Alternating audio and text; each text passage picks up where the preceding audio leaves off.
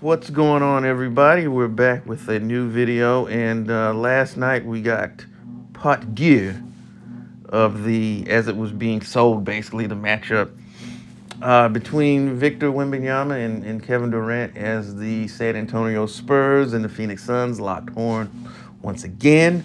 And just like the last game, San Antonio Spurs came out on top, defeating Phoenix 132 to 121. But unlike the last game, this one was not competitive for a large majority of the game.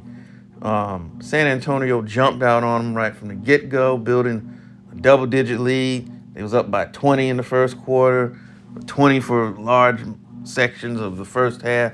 Ultimately, they was up by as much as 27 points, and it looked like that they were going to cruise to a easy win. But I will give the Suns some credit. They showed some fight. They slowly chipped their way back in it, starting about halfway through the third quarter.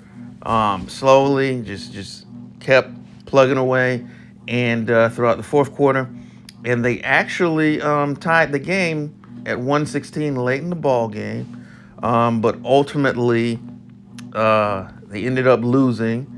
The Spurs ended up going on a 16-5 run over the last few minutes of the game, and that would ultimately prove to be more than Phoenix could overcome. But the big story of the night was the performance of one Mr. Victor Wembanyama, who had what's going to be, for now, a career high of 38 points. He went 15 of 26 from the field, 3 of 6 from downtown, 5 of 6 from the line. He added 10 rebounds, a pair of dimes, a steal, and 2 blocks, and was a plus 21 on the evening. And actually, there was only 2 Spurs that was a net negative on the evening, and that was Chetty Osman, who in his 22 minutes of action was a negative 16, and Doug McDermott, who played just under 16 minutes, was a negative 17. But yeah, Wemby, I'm just gonna be honest, he got it done. He absolutely got it done. Particularly in the second half, hitting big shots. Devin Vassell, got injured, and so was unavailable in the second half, and so it seemed like after that, that's when Wemby kind of put it a little bit on his back, and got busy. Said 38 points, and hit some key shots, and once again kicked KD and Devin Booker square in the tushy. And looking at the Suns, here's the thing: statistically, said KD had 28 points, shot 10 of 15 from the floor, 3 of 5 from the line. But here's what's going to surprise you. What did I say? 3 of 5 from downtown. I'm sorry, I keep saying from the line. 5 of 9 from the foul line. Now that's very surprising, and he missed some even in the previous game. That's very surprising that he shot that poorly from the foul line. Had 6 rebounds, an assist, 2 blocks, 3 turnovers, and he was a negative 17 on the evening. Devin Booker scored 31 points on 10 of 19 from the field, 5 of 7 from downtown, perfect 6 of 6 from the foul line. He had 13 assists, 9 rebounds. But he did have 5 turnovers. He did do that, because here we realize that Russell Westbrook is not the only player in the NBA that turns the basketball over. We're gonna talk about that. 5 turnovers, which was the most on the team, and he was a net negative 2 on the evening. So the Phoenix Suns' best players was a combined minus 19 in their action on the court. But when I watched that game, I saw some trends that though it's 5 games, they're gonna have to clean up. Speaking of Phoenix, and I know they've got to work Brad Beal in, who hasn't played yet, so that dynamic of how they're going to play will alter once he gets in, and they try to reacclimate him. Um, Even with Booker having 13 assists, sometimes I thought there were some possessions where things did bog down and it was a little too ISO heavy. But a lot of the issues were on the defensive side of the ball. So it's just 5 games into the season, but I mean that's troubling. It's troubling because here's what the Spurs shot. Check this out. Um, they shot 52% from the floor, 51 of 98, 18 of 37 from downtown, so that's almost 49% at 48.6, and 12 of 13 from the charity stripe, so that's 92.3%. So if you're scoring at home, that's a 50, 40, 90 game that they gave up to these guys. That is ultra elite shooting. Ultra elite shooting. You're not going to beat anybody allowing those types of numbers. And defensively, it was troubling to see what I saw. If you're a Phoenix fan, so they've got to tighten that up if they want to go anywhere.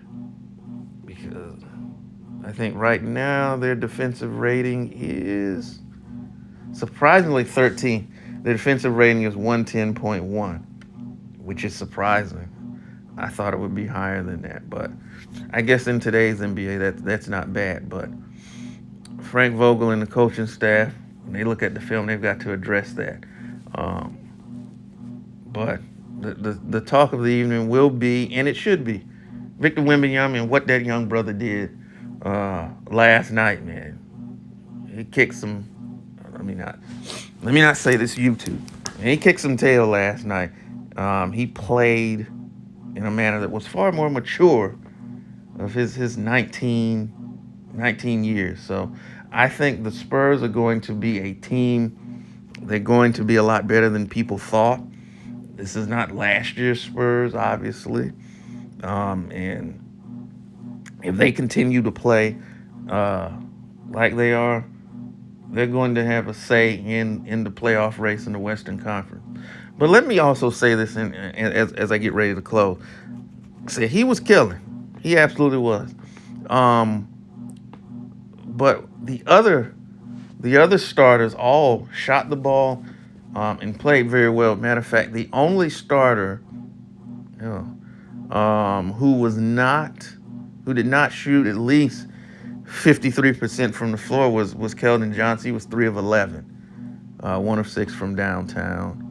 7 rebounds, 6 assists, 2 steals, and a block. So and he was a plus 11. So even though he didn't shoot the basketball well, he affected the game in other ways, and he was a plus 11.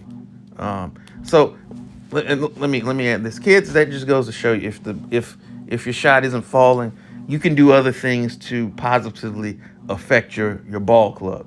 And shout out to Keldon Johnson for remembering that.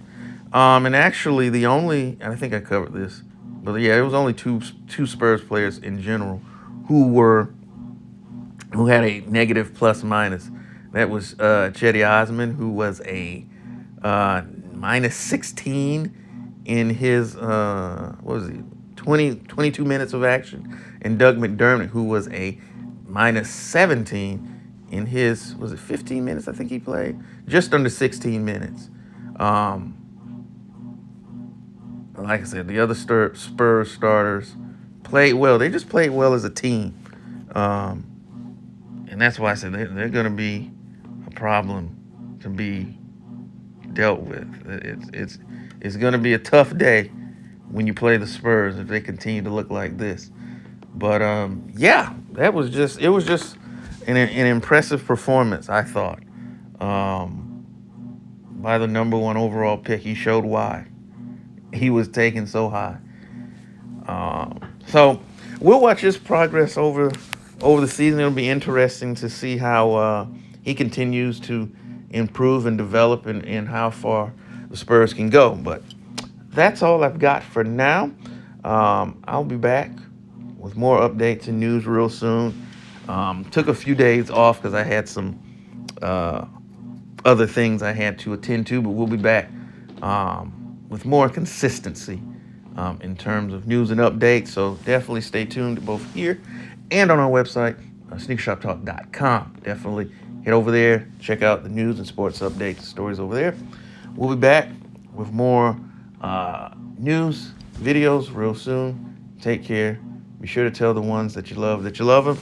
Peace.